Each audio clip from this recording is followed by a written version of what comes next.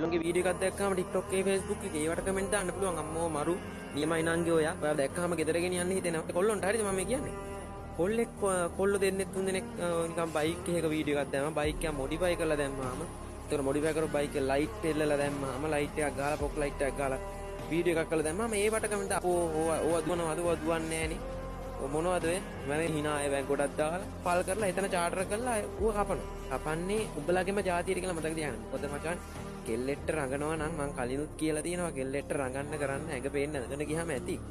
නමුත් කොල්ලෝ අවධානය ගන්න මොකද්ද කරන්නේ? කොල්ලෝ කෙල්ල වගේ 2.50ට කරනවද? පොට්ට ඇඳගෙන යනවද? නෑනේ මචං. කොල්ලෙක් කරන්නේ ඒ වගේ දෙයක්.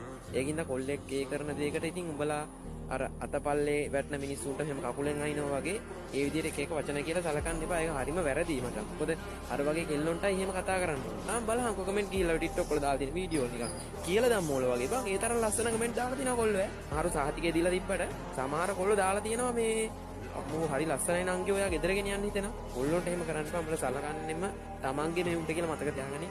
මොකද ගෑනුනේ මේ කවදාත් ඉතුරු වෙන්නේ කොල්ලෙට්ට කරදරයක් වුණාම ඉතුරු වෙන්නේ